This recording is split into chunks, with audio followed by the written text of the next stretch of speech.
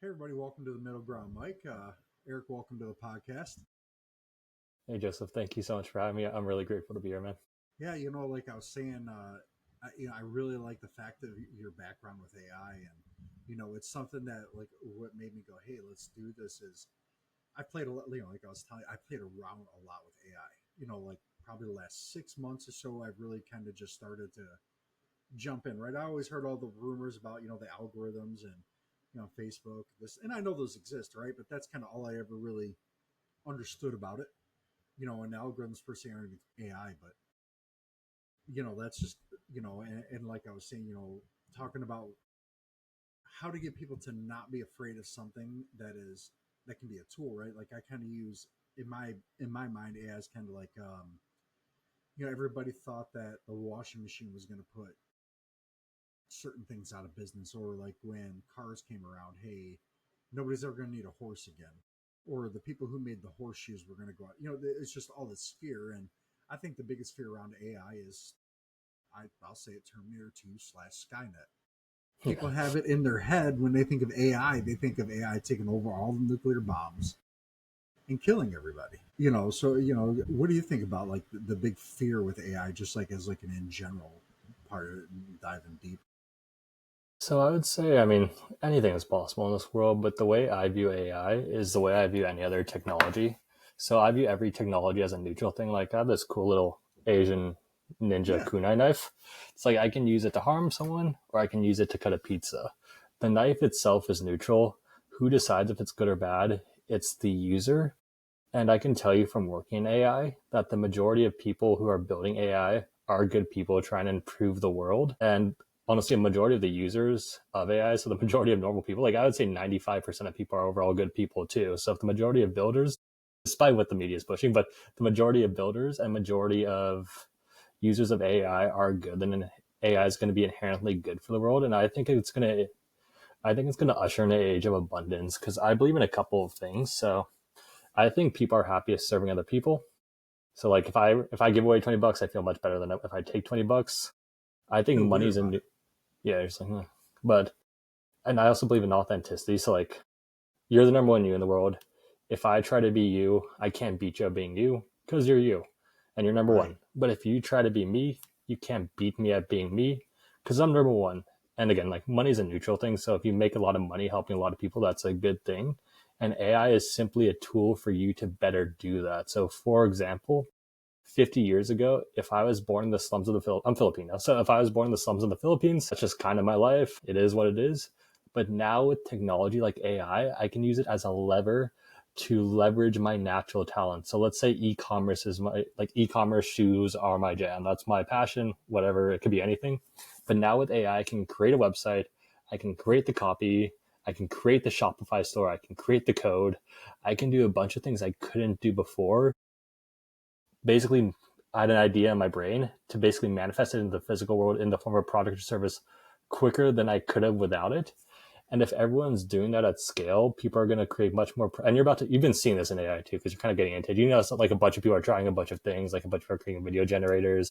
The next phase is going to be a bunch of like still photos. So like it's going to let people do what they do best. And yes, there will be some job loss, but that could be a good thing too. Let's say AI takes away the job of something that you're not fully passionate about. You now have time and opportunity to find something that you actually are passionate about. But it's definitely not something you want to ignore because you'll probably get left behind if you do ignore it. Yeah, I work in. I won't say the company obviously for a reason, but I work in the QSR industry, quick service industry for food, right? And AI. We don't obviously there's certain parts of it we use and we don't.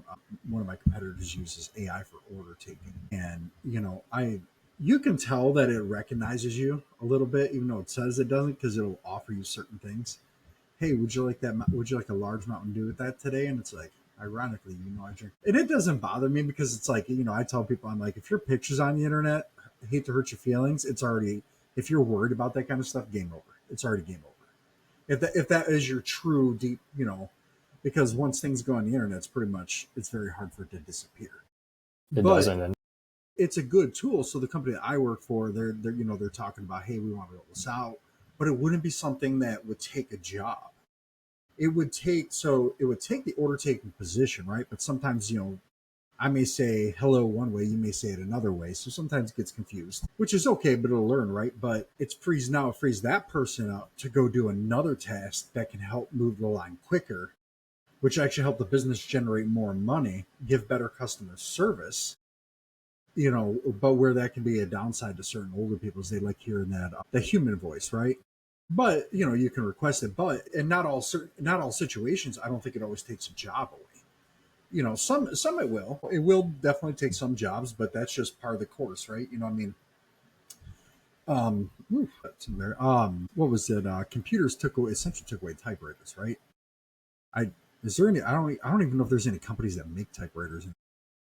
Be able to find one, but Yeah, but like you said, you can find the cartridges on like eBay, I think, but like I don't think anybody really like. I'm sure there is, but nobody like big companies mass producing a typewriter anymore.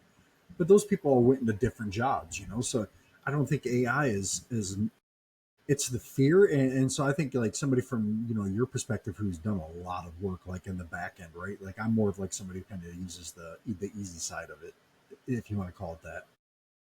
What is a way like, hey, I'm trying to think of the best way to put it. If we do like, okay, like you were saying, like we're talking about like the fear and like the dating part, right? Like for the app that you're working on, how would people attribute to, hey, what they're seeing is real? Because I'm sure you've heard a lot of websites out there. People be like, hey, some of these dating websites, you'll see the articles.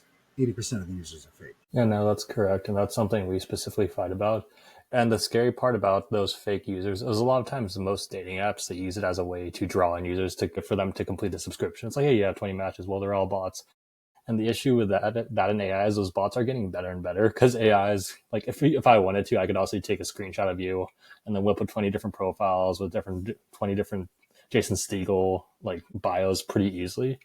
And that's what we're differentiating. The problem with that is like, if you're spending time talking to a bot, that's an opportunity cost. That's time with the right person. It's honestly just a waste of time on your part, which is not good for the entire dating marketplace. So what dating is, it's the first ever AI powered matchmaking service. And the goal is to enhance human connections by matching people who have a high likelihood for compatibility, but they still have to meet in person. So for example, it solves three main issues with dating apps. So the big three issues I would say are the top 5% of users get access to everyone on the app, which creates like a skewed marketplace. The second issue is like, it's let's be real, like Tinder's hot or not, like swipe left, swipe right, solely based on good looking. That's not a good way to make a match. And the third is incentive structure. So if Tinder were to match a happy couple, what does this mean? It means that the happy couple then leaves the dating app, resulting in a loss of paying customers. So there's misalignment between the user base and the shareholder base. And Tinder's working at Goldman Sachs, and Goldman Sachs would sell their own mother for $5. So that's why Right. you hear about the design is like, it's called churn marketing. So it's keeping people on the Ferris wheel. So if you ever heard about someone delete the app, down the app, delete the app, that's all by design. Whereas what dating is, it's different. So what we do is because AI is really good at pattern recognition at scale and analyzing large amounts of data. So what dating does is it auto generates dating profiles and matches based on a user's digital footprint and chat history with Cupid. So for example, if you were to create a profile, you're going to link your photos, you'll link your Pinterest, like whatever, chat with Cupid, tell what you're up to, and it would generate a bunch of tags for you, the correlation. So like, okay, he's a point 0.8 Lions fan, 0.95 Mortal Kombat fan, zero point 0.4 likes to go biking, and just a bunch of tags for you.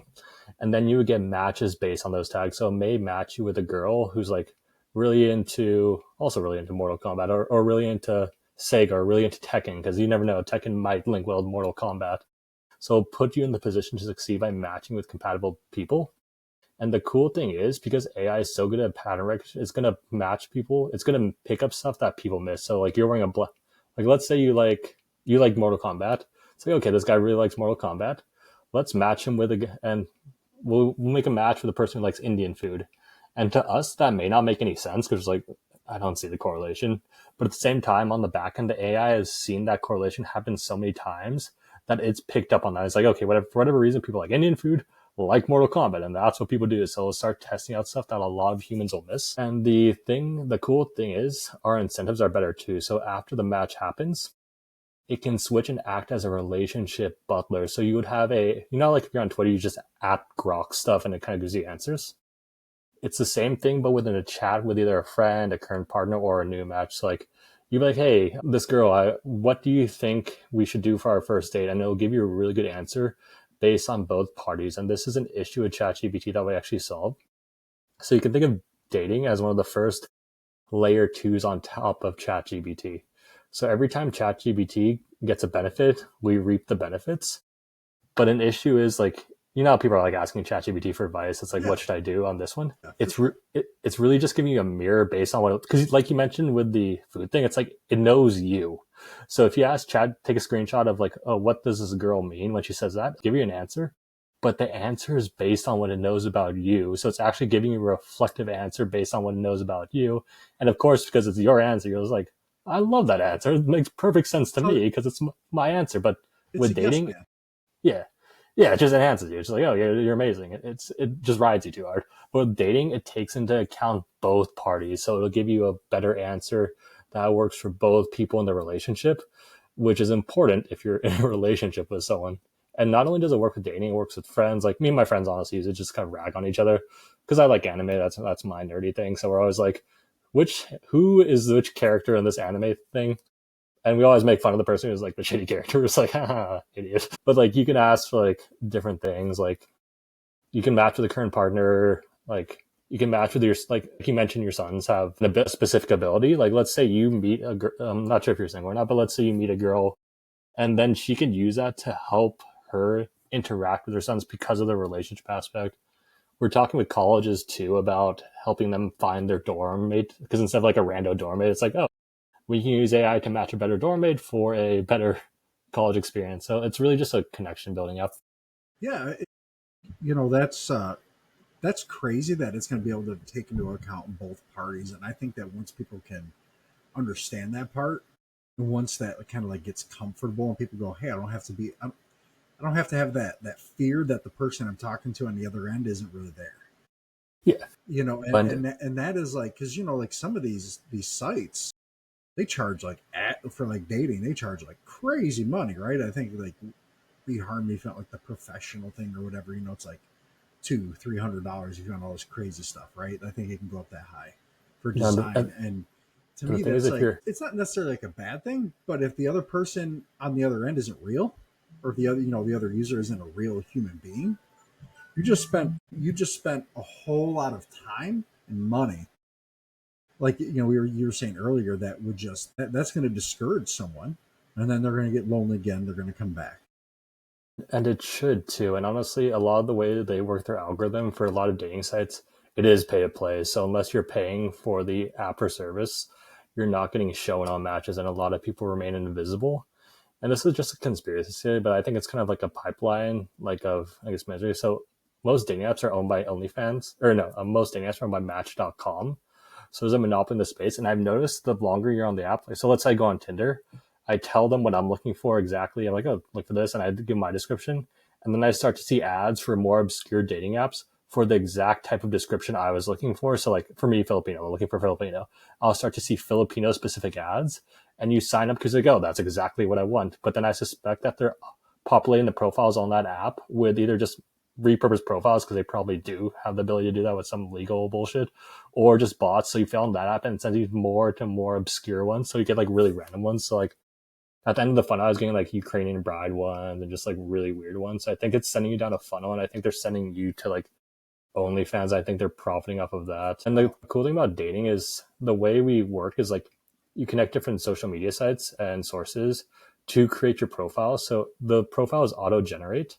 So like if you add a new interest, like let's say you get into pickleball or something and you start posting about pickleball, it's like, okay, he's into pickleball, it updates, and then your profile reflects that because you're changing people. But that also helps with bot prevention too. So like I said, I could just whip up a billion profiles. Honestly, I could just whip up a billion profiles. We would just like have infinitum. I'm not sure why I would do that, but it's a lot harder to fake if you have to connect like a Gmail account, a Pinterest, like 4 or 5 different data sources. So the more data sources a person connects, the more self-verified they are. And we have a flagging system too. So if like you can easily pick up if it's like, okay, maybe they connected to Twitter, but they have no posts, or they're just all recent. So you can pick up bot behavior that way. But the more data sources you connect, the more likely you are to be talking with a real person. Because I think we have some of the best bot protection in the industry. Partly because we don't profit off of bots. A lot of times they have bots on their system, but think about like from the systems point of view, they're trying to show metrics. So they're trying to show like interactions, matches, all of that stuff. People are, and they obviously just count the bots, and they're like, we don't know that these are bots, but it really does benefit them. I think what did Musk say when he bought Twitter? How many? I think it was like he said like half or some crazy number. Oh, have you heard of the dead internet? Have you heard of the dead internet theory? Yeah, so it's like so it's 90% of the internet's like bot activity now, and I kind of believe it. Yeah, I mean, because you're on there. I don't use X too much like I used to. It's not that I don't like it. It's just there's just so much like I want to say like negativity, right? Because that's not the way to say it, but it's just no, there is negativity, and it's by design. Like everything's hostile on there, and it's like, hey, can't we all just hang out and have fun? Like there's no need to attack each other, constantly over everything. Agreed. And I'm not just when you're just on there, man. Like sometimes there's been a couple times where I've kind of like not like a vicious way, but I'll be like, hey, no, this is this. I'm like, did you actually check this out? You know what I mean? This is what I seen. But then people just like they just start going after you, and you're like, okay. Jesus Christ. Yeah, you're like, all right, I'm never even gonna see this person in life. I don't know them, so I'm just gonna like go on about my day now. It's kind of like if you're to me, certain people on the internet you gotta treat as if you were walking down the street and they just started screaming random names at you, and you're like, all right, buddy, see you later. Yeah, don't even acknowledge, just like. Yeah, and it's wild, but like. With AI, and something that I kind of have looked a little bit into is with AI, they were kind of talking about with it being able to help the medical field, right? Help eliminate a lot of mistakes. I've heard Watson mentioned a lot, but there's a lot of other avenues that are going towards it. But I know a lot of people like have this fear, and I have that fear too. Not like fear, let me rephrase that. That the hesitation sometimes, right? Like when there's certain things, I want to hear it or see it from a human. I got no issue if it's the AI that helps them figure it out, no problem. But in some situations, like, you get a test done from the doctor. I mean, if it's something like you might be dying, they're going to call you in, right? But a lot of the time, a lot of these results just come from the computer, boom, boom, boom, and there's no human interaction. And, I had a test done on my knee, I don't know, a couple of years ago. I partially tore a meniscus, and carried 4 sheets of drywall up a flight of stairs by myself. Terrible idea, by the way. Yeah. But I did it. Nice. But, I get the results. They call it like a My Chart. I don't know if that's like a nationwide program or not. And it didn't have like any explanation or anything on there. It was just pure statistical data, you know what I mean? And like what the computer put on there. And it's like, now granted, I had to go to the doctor to get the update, you know what I mean? But it's like, hey, to me, if they're going to use AI to do certain things, when they upload that result to your chart, whatever that you want to call it, it should be a little bit more in, I don't know, what do they call them, generic terms, or at least some kind of basic outline. Like, hey, it could be, I don't know, you banged your head in the wall. This is what we've seen. Please contact your doctor. And I feel like AI could help bridge that gap. Yeah, no, like AI can. And I was on a podcast recently for a doctor specifically, and they're talking about use cases for AI. And the conclusion we came up with and agreed is it's a tool to help doctors, but I don't think it should replace the human. No one thinks it should replace the human to human contact. But like, for example, AI really good at pattern recognition at scale. So imagine if AI had all the hospital data in the United States, it could pick up symptoms that could help prevent a curable disease that we would have missed. So like, it could be like, okay, these people who develop this specific symptom at this age are at much more high likelihood to develop this disease. So if you have that, let's get ahead of it. Let's get it checked out. But the doctor is also going to be the one to make the final decision, because AI, as helpful as it is, like you said, like your videos and all that stuff, like it needs a human to prompt. It needs a human creativity. It needs a human to tell you, look at this. And with the chart mumbo jumbo, like I do this all the time. Like I'll feed it like complex. I'm like, read this to me like I'm a 6th grader. And I get 3 sentences and it makes perfect sense. Like I could easily just feed that. But like Imagine you're a doctor, like, because we talked about this specifically, like they're going through rounds, like where there's like patient after patient, but like they don't really, like, they're only human. Like it's hard to remember all that stuff. But if they were able to run each specific patient's data through AI before they did the rounds, it could much better help the patient.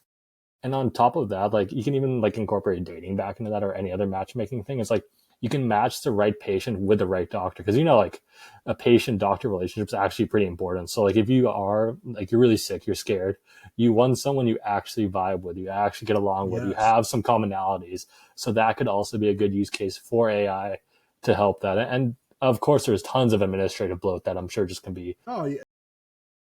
That's probably a whole Well, thing. I've had my family doctor for. We're in 2025 now, right? Okay. I had to think what year it was. So I think going on that's 15, so almost 20 years, maybe a little over 20 years in that ballpark. And it's just like that connecting thing, right? Like he's dry. My wife hates him, and not in like a bad way. Yeah. She's just I don't know. She's just something. But he's like I go in there, and he's a doctor that when he walks in the room, he sits down. Family doctor. He sits down and he actually has notes in there to remember about who you are as a person, not just what your issues are. He'll come in and say, "Hey, how's your son doing? How's this doing? How's it working out for him? How's this going? How are you feeling? How's your job? He knows where I work at." And it's like, okay, like and I feel like if AI could match more people to doctors that maybe obviously not everybody gets along to that degree, right? But match people to where they could, like you were saying, like the dating thing, right? But like match them to where they think of certain things and like, or like hey, I know that person A responds better to this kind of talk. And well, we know this doctor kind of flows this way. Boom, now the insurance company can match it. Where that would be a great thing for the insurance company is you're more likely to solve problems and keep costs down if that patient's more willing to be open with their doctor. 100%. No, Yeah, that's a great use case. And it's better for the doctor too. Like, again, right. like I've seen House, I've seen Scrubs where it's like you want the doctor patient to actually get along because then it just helps both parties. I mean, And Lord knows, I'm sure you've ever seen the show House. I like that show a lot, actually. Yeah, he would have done crazy things with AI. He Because it probably could just, have cured everything. yeah, exactly. Yeah, because it's going to enhance his natural abilities. So Yeah. it's like House with just like a superhuman, like, he had his team, like, like a lot of times I'll like them do grunt work and all that research and all that stuff. Oh yeah. Like, like he'll have them investigate the house of the patient to find the cures. Mm-hmm. If the patient had an AI profile or even like scan, like, for example, like scan a video of the house of the AI person, run that through AI, it can give House some raw materials he would need to work with to do his magic, and then he can work all that much faster. Yeah, I mean, I just would be that part of it would be great, but I would be afraid to see what House would do when he gets one of his little things where he wants to mess with someone. I mean, it's just, AI again, neutral tool. You can use it for harm. You can use it for good. Oh yeah. For House, I think we're fine. I think he'll do 80% good, but probably mess with people like 20% of the time. But I wouldn't want to be on the receiving end. Oh yeah, I'd probably go after Wilson. We can use the pattern recognition for like the picking up symptoms early. Like I could use it personally if I wanted to warn people and they can get ahead of it. Great, I can. That's a good way to use it. But the same exact AI, the same exact data set, I could be a pharmaceutical company and then use that to make money somehow with the same data. It really just depends on the people using the AI and the people uploading the data. So it's a Yeah, neutral thing. But luckily, I think most doctors get into help people. So I think we'd be in a good case, a good situation. yeah. I mean, I think that's a good thing. So I guess like another way to talk about like when we're talking about like the fear of AI, right? What are some like daily things that you think of? Because obviously you've worked on multiple platforms with this, which is like crazy to me. I mean, like it's awesome and it shows a lot, right? So like day-to-day tasks like that humans do, right? That I'm trying to think like or maybe you can elaborate on it, that you see coming that people shouldn't be afraid of to let AI help them with. Like what are some things that like a natural person might go, I don't know, but AI can help them enhance their life, just like basic day-to-day stuff that they shouldn't be afraid of. In terms of anything that's just kind of monotonous, I use AI for that. So any sort of emails, I like to run AI for. So if it's someone I don't know, I'll run it through AI and then proofread it. But if it's someone I personally know, I'll just write it myself, just out of, I think it's a respect thing. And I think people can pick up with it. People can pick up between AI and non-AI content. I think people are they're naturally like to AI content, and that makes sense because it's kind of fake. Honestly, I pretty soon it's going to be able to plan your day. So even with me for the dating app, it can predict.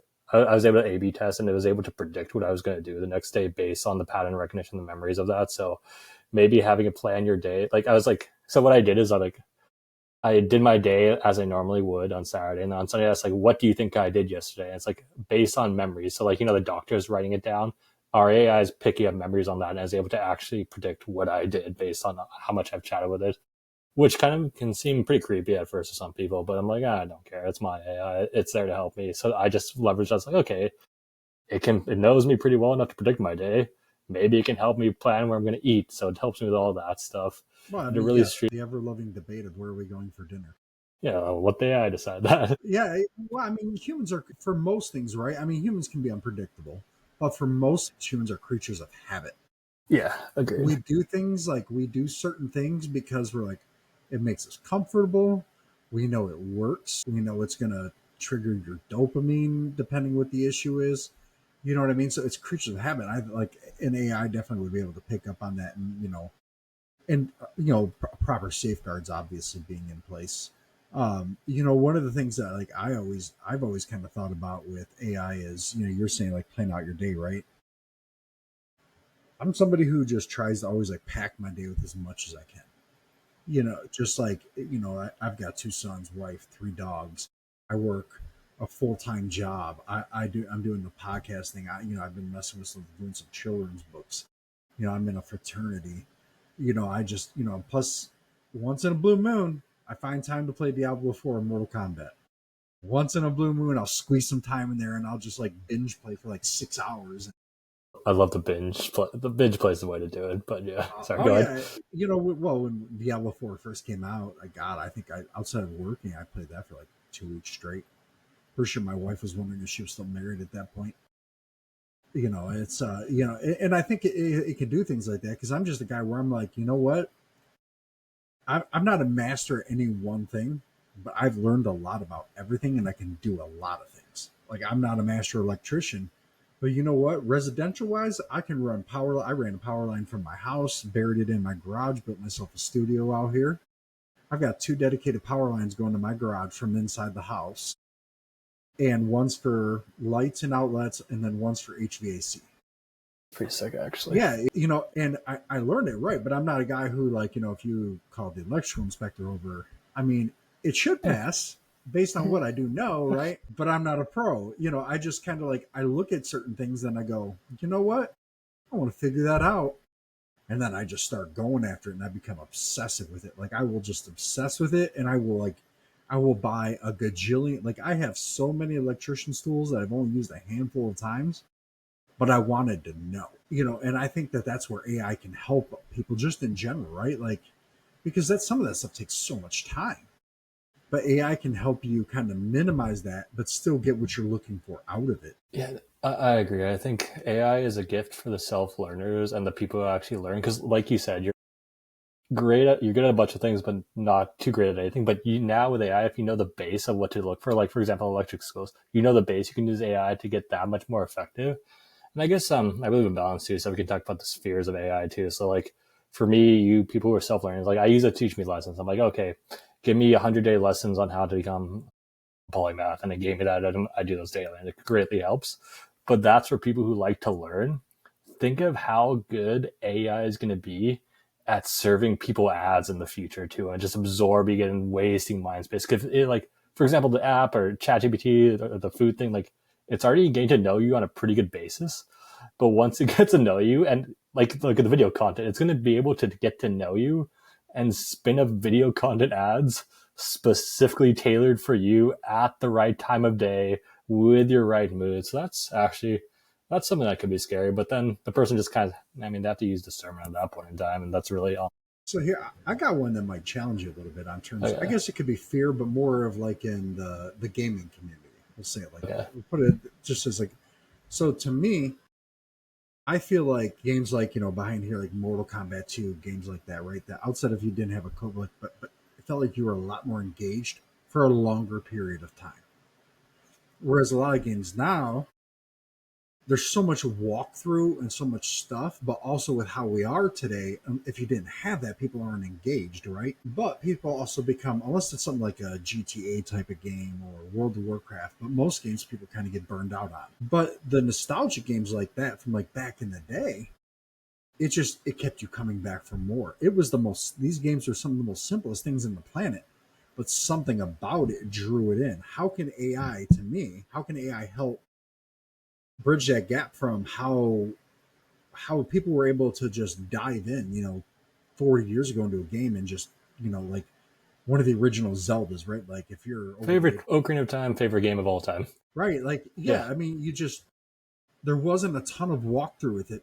there is It not didn't yet. matter. You were just in it. And now a lot of games are kind of like, after a while, you're kind of like, but 40 years ago, you're like, man, or not There is no 40, 30, There's yeah, no game facts. There is no YouTube tutorials. If you want to beat the boss, you just have to struggle until you beat the boss. I like right. similar games too. So I like the solar player Zeldas, like Metro Prime, Bioshock.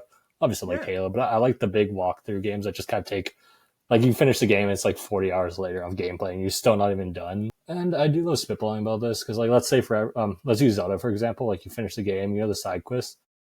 Theoretically, once the AI gets smart enough, it can create its own side quest, so it could be never ending, which I think could be pretty cool. So, like, that Goron sword. I don't know if you remember that, where you have to do the Heard whole of it. bunch of. Oh, the big Goron sword. Have you ever got Yeah. that? Yeah, like, you do a bunch of random stuff, and it's kind of confusing. So it could theoretically be able to balance the difficulty of the game based on your skill, and then add different quests to get this goal. So, like, you if you just had your son was like 4 years old and he was completely Goron sword, it could know that he's the one playing it, and then it could reduce the skill to something he could actually do, and for you, it would just bump up the skill, which could be cool. Yeah. And then it could infinitely create quests too, based on what you're doing and based on the gameplay. And this is something I like about AI because I'm a big comic books fan and all that stuff, and I don't like how they're kind of butchering comic books because I like anime and stuff. So what I could do is I could upload one of my favorite manga chapters. Like, once VO gets good, and like, it's only like 8 seconds, but eventually it's gonna be full movies. I can upload my favorite series and then create a movie without all the bullshit that's been included in all that. So the same thing could apply to games. So, like, yeah, it's like you can play your Zelda game and you can beat Ganon the final time, but then it can just straight up go into Mask of Majora, and then it can go into different worlds, and you can fight Ganon again and do a bunch of different things, and it can be constantly adapting to keeping the sweep spot of playing. And then the lore itself could be endless too, because, like, it could just keep making up stuff based on the base Zelda. So the base is there. The base Zelda is still the same, but it could just keep you in that endless loop of playing, which honestly, it would get me pretty hard if I had that, where you just could keep playing Zelda over and over again. Yeah. Because again, like, I've replayed Ocarina of Time, like, honestly 5 to 10 times, and, like, I've seen Nintendo, and as a kid, that was hard to do. Like, I remember one of the funniest scenes that is random. Do you remember the first scene when your kid Link and you're in the waters, you're in the Zora place, and then you feed the king the fish, and he just kind of scoots over. I remember.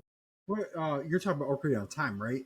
I'm talking about Ocarina of Time, yeah. Yeah. Oh, God, what was there? I know what you're talking about. There was also one where it was it or Ocarina of Time? I can't remember. Was it like a wind tunnel or like a when he stepped in it, he like went like way up in the air, and I think it was I forgot what. I would have to look that part. It's been so long since I played it. The one Zelda game that I still to this day probably play at least I don't know 3 4 times a year. The original gold cartridge Oh, from which one was it? NES. The very first game, the very first Zelda game, and it's like a gold cartridge. It's just a platformer, 2D. And for whatever reason, I can jump on that thing and just be hours and hours and hours, and then I'm like, oh man, I'm on like dungeon 5 or 6 or level six, and I'm like, oh okay, well, I'm here, and there's just so much that's like hidden in there. Some of it I still remember. Ironically, 30 something years later, I'm like, oh yeah, I still remember I remember you go right there and you put the bomb right there and it explodes it and opens it up for that extra thing. And I feel like Maybe we don't want AI to mess with that if they don't want it to. maybe we could just play the original game, but if we want the optionality to enhance the Yes, game, you have yes. both, and I think that wins because honestly, like now that I'm just talking about it, yeah, it sounds cool in theory, just to add Infinite Quest, but I don't know, I like the original game too. Yeah, it's probably one of my Yeah, favorite games of all time, top three. You know, 100%. for me, Mortal Kombat 1 is probably my favorite game of all Yeah, I could time. say The that. very first one came out in the early 90s. I remember being a young guy sitting, not sitting, but standing in the arcade, and you had to take a quarter and Yeah, you had to put it on the ledge I of the remember that. arcade machine. It You had just to wait your turn. your parents are like, why are you just eating quarters? Yeah, well, my dad would always be like, "Where are you going?" And I'm like this little kid, right? And I'm like, "I'm going to the store to play games." My dad just looked at me like, "What's wrong with you?" He'd be like, whatever. Just come home by this time and don't cause no trouble." That's reasonable. Okay, deuces, man. See you later. And then the next thing you know, I'm actually on my bike riding 10 miles to an arcade. That Yeah, I sounds did like go a to a store, but not the one I told him I was going to. yeah. He doesn't need to know. Yeah, it was good times back then, but yeah, no, I think AI just like from things like to like medical gaming. I know AI has like been a real, I'm from Detroit, and AI has been huge with aiding the auto companies with electric car design and the engineers and all that. I don't know like the full details, but I know like they talk about it a lot. Like it's like a big focus. Like Ford Motor Company just renovated. It was like they used to call it one of the highlights of Detroit blight. It was like the pinpoint of, hey, Detroit is dead. Ford Motor Company bought it a couple of years ago, and now it's going to be this technology hub where it's going to be like they're going to use things like AI for helping with engineering, and they're using it to design electric cars, other items. It's now this big tech hub. They're working on bringing trains back through. Huh. Did not And know that. yeah, and it's crazy. Like they're just this part of Detroit that I don't know, 15, 16 years ago was like outside of like, and it all kind of got started. This little barbecue place there. It's called Slow's Barbecue, and then the guy's I food. bet you that place is good. It is. I mean, for like 10 years, if you wanted to go there for dinner, it was like 2 3 hour wait, Yeah, okay, it's one of those. and it just became such this big thing. And then it became people from around the country whenever they would come in any random area of Detroit, they would go there. Celebrities went there, and next thing you know, it just kind of started spreading out, spreading out, spreading out, and then the area just started getting like so many people wanting to be there. Companies started buying up all the abandoned buildings, fixing them up, and then Ford's like, "Hey, the younger crowd wants to be here. Let's buy the train station and move all our engineers here." And it's like, and so like AI has just been like a big focus of it. Detroit also, they use kind of AI to help design. It's on Woodward Avenue in Detroit, the first charging road in the United States. Well, that's cool. I didn't know I didn't know those were here yet. Yeah, it's not a very big stretch. I believe it's on Woodward, Michigan. I'm pretty sure it's Woodward though, which is like the main corridor road in downtown Detroit. But you drive over it, and somehow it charges your electric car while you're driving. And Did you check out the robo taxis yet? Have you heard about those? I've heard about them. I haven't looked too much into. I believe Elon Musk said today like you could have a ride for like $4 or something like that. It was Yeah, something. 420. So I think that's going to pair very well with what Ford's doing with the recharging roads. So I think we're building like a new AI based ecosystem. And again, you have the option to drive if you want, but at the same point in time, if you want to like have AI design, it's going to be able to find the quickest path for you pretty quickly. And on top of that, the engineers like like you can just like you can whip up designs and like paintings and videos and all that stuff much quicker.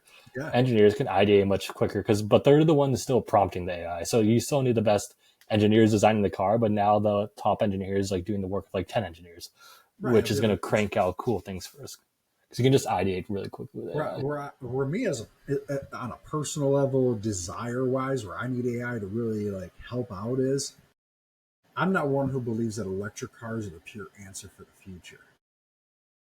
I believe hydrogen powered cars are. The reason being is I'm from a cold climate, right? I mean, things have been a little bit warmer the last several years, but overall, it's still a pretty cold climate. Like we'll still have weeks where it'll be like below zero. So in that kind of weather, like the battery capacity like drops significantly. And I had a lady that worked for me. She drove like, and if she forgot to charge her car for whatever reason, she would have to be at work, parked up near a spot with an extension cord going into the store. Because we don't, Detroit being the auto capital of the USA, essentially, quote unquote, gasoline cars are still the dominant, you know, the dominant thing here, and a lot of people here are becoming accepting of electric cars to a degree, but a lot of people here say like, oh, look at that guy. I've got my Camaro, like, classic cars, muscle cars, things that like probably kill you if you breathe the exhaust too long. Those are still the dominant product in Detroit, you know. And listen, I drive a 2017 50, but I've got the Eco Boost engine in there where like when you got a red light, kicks off, and I drive the V6. I use it a lot for work and stuff, so it's not like I'm just like driving this truck around to be cool.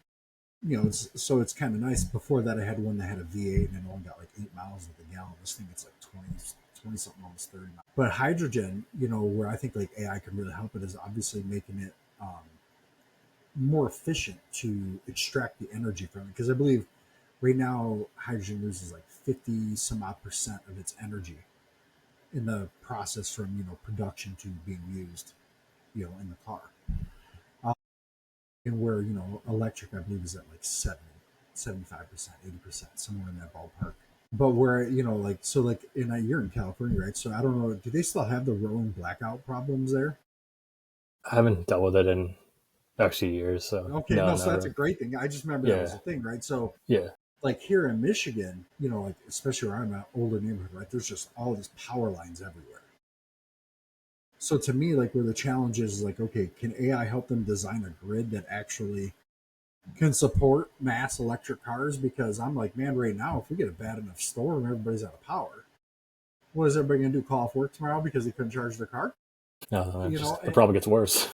right? So it's in like here in Michigan now. They during the week, Monday through Friday, from like 3 p.m. to 7 p.m., they double your electric rates That's kind of annoying, because it's but it called makes peak. sense. Yeah, it's Yeah, peak yeah. time to reduce the demand, right? And I'm going, I get the principle behind it, right? But if you're telling everybody to drive an electric car, how does it work? So, and hydrogen, while it can't use an existing oil pipeline, it's very similar technology because a lot of hydrogen that's used to power things is derived from natural gas. In the United States, is I think we're like top three in the natural gas reserves in the world. And, but there's also other ways to, extract hydrogen too, not just that. That's just the most abundant and cheapest way. But to me, we already have a lot of the infrastructure in place to where we could adapt that. And it's like, okay, how can AI, obviously, that's not necessarily like my background for that, right? But it's like, how can AI like really help to me, like help industries like really like grasp this? Because, like everybody's, to me, the only reason why electric cars are what they are now is because they've been so backed by the government so much. To where if it was kind of left to its own devices, kind of like cars were 100 years ago, like, hey, may the best product win. I don't know if electric would have got that amount of investment because of the batteries.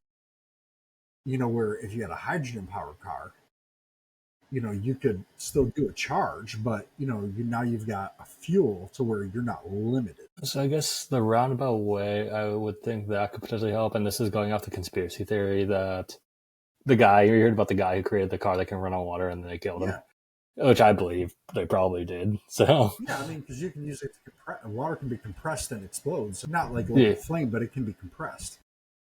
So AI, the reason he was able to do that is AI could enhance the research capabilities of people to figure stuff like that out while simultaneously limiting the power of the government.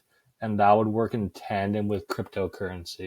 So the reason I'm so into cryptocurrency is I think cryptocurrency creates a value creation incentive versus a value extraction incentive. So for example, if I want to become rich as possible without doing any work, how do I do that? I place myself right next to the Federal Reserve money printer, and as they print, I just take my money, be on my merry way. But that results in you losing money and me losing money every single time that, or not me in this case, but everyone else losing money every single Yeah, time the that value happens. drops. And now I have a position of power because I have access to unlimited money. And now, if you run against me, you'll lose against me because I have access to the money. And now I bring three people who are my friends in, and it creates a system of corruption at the top. Whereas in a Bitcoin world, how if I want to get as much Bitcoin as possible, how do I do that?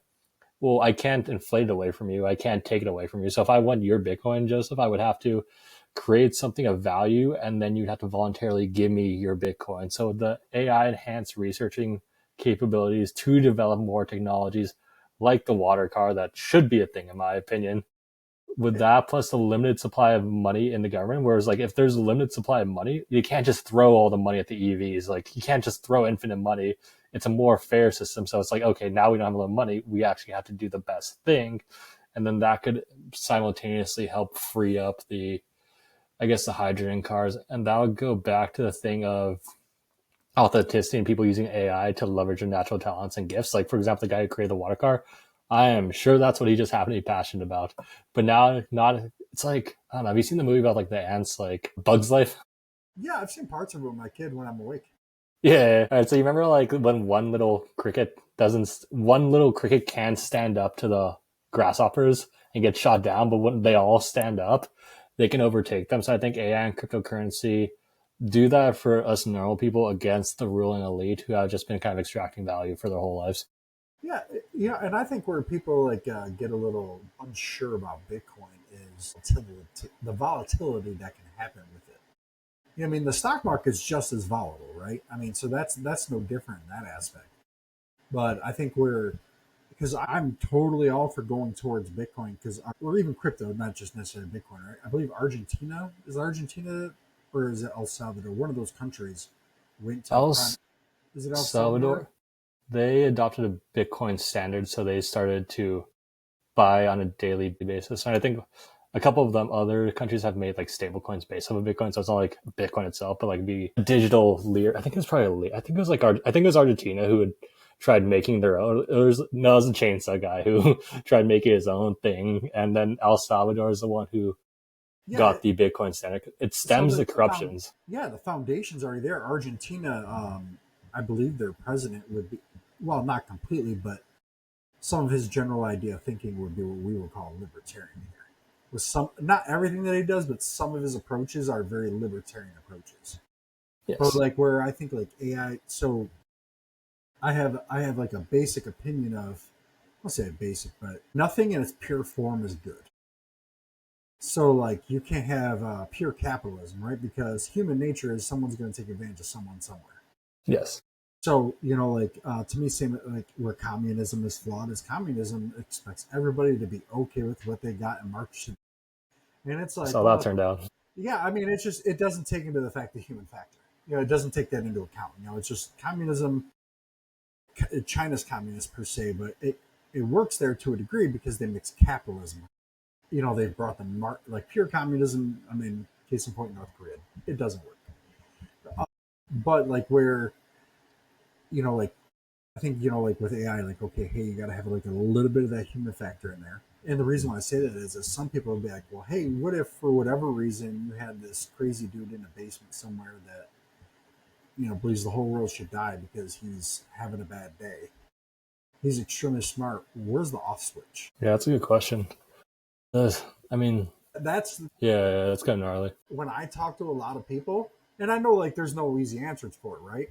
But that's what people are afraid of. They're afraid of like because there's evil people out there, right? I mean, it's just very minority, less than 1% of the population. I think. I But mean, it's you could true, get that cracked guy who's just straight up cracked, but he's also happens to be evil, right? And and now that's he has the means to. and I think that, and then obviously, and I know I kind of like harp on this, but I truly think because pop culture breeds a lot of how people grow up, how they think, how they feel, right? And I think that Terminator 2 Skynet thing is just ingrained in society now, right? So when people look at AI, they see, even if they've never seen the movie, they just see that type of thinking, right? That's just, it's kind of like, I don't know, No, like, it's what you think of. It's like right. It's like, I mean, I don't know, what do they say? The cold doesn't make you sick, germs do type of thing, what I mean? Where, well, the cold can cause hypothermia, which makes you sick, but it's just that old thing where somebody said that at one point, and now it's just what everybody thinks about, whether it's based in fact or not, so that's, people just, they have this thing of like, if something goes wrong, how do we turn it off? Like, from your perspective, I mean, obviously I know there's probably no easy answer, right? But just from your perspective, how could something like that be accomplished? yeah. So with the Terminator situation, I guess you would just turn off the robots. So you can always turn off the power to the guy's house if you catch him doing evil. But if he releases like a virus code type thing to shut off power, then you would need AI to kind of fight it. But then that doesn't solve real issue of him actually creating it in the first place. I mean, you could use AI pattern recognition to try to capture it before it gets big. So you could be like, okay, this guy. So I think AI, like going back to the example of like the medical fields where it's like scanning people over and over again, they could pick up diseases. Like it could pick up that this guy is probably not good, but then that could also create a situation where it's falsely accusing people. And we don't want that either, because that's like the Google situation where it's just flagging people indiscriminately and the flagging source could be corrupt itself.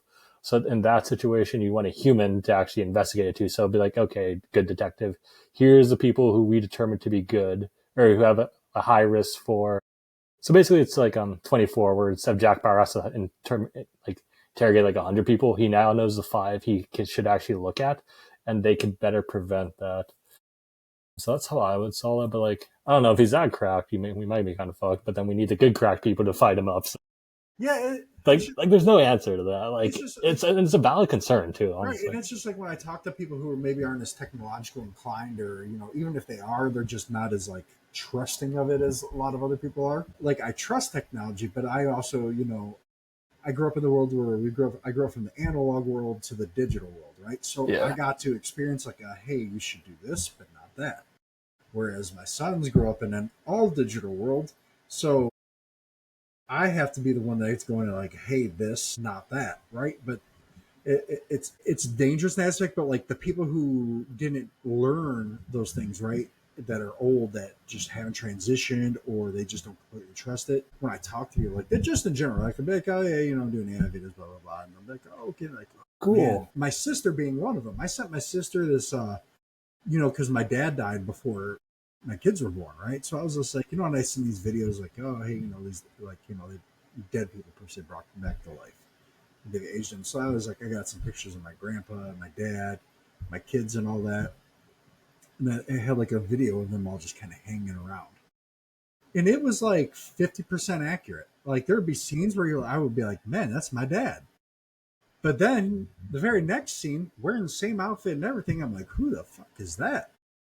And I'm like, how are you so smart right there, but messed it up right there? Like you're using it's using the same image reference. You know what I mean? So I think that's where sometimes people are kind of like, I don't know. Like I don't know, how do I trust that? I mean, to me, like I get it, but my sister was like, "Ooh, be careful! You're using AI and you're putting pictures in it." And I'm like, "Well, your pictures are on Facebook. Yeah. If Like you you were could, worried about that, you should have never got on social media."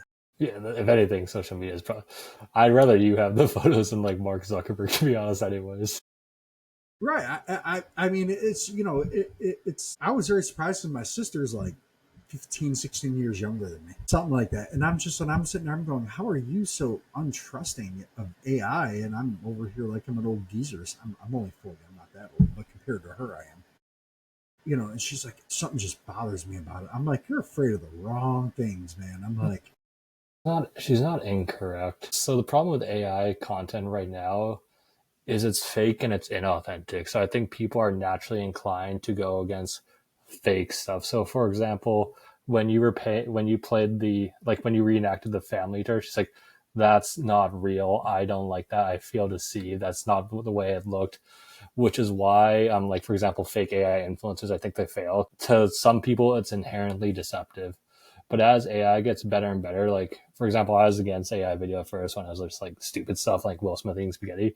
But now it's actually getting kind of good. I'm like, okay, well I'll actually use it now. I'm actually looking into it because it got to the point where it's usable. I think what would need so for her to get into AI, someone's gonna have to invent a product or service where she uses AI and it benefits her life, and then she's like, it's not that bad. Like for example, if she was single, when she uses a dating app, she's like, all right, well it's kind of good, and then that kind of opens the door up for her in the future. And I think we're about to enter the AI tech boom with a bunch of people because like AI now with Cursor and stuff being mass produced products, so there's going to be an AI product for everyone. And the cool thing about this though is people are going to gravitate to the authentic projects that they actually like because there's going to be so many of them. And with the AI video content, I suspect what's going to happen is people are going to get so sick of AI videos because like if 90% of the internet's dead already, imagine what happens when people start mass producing video content.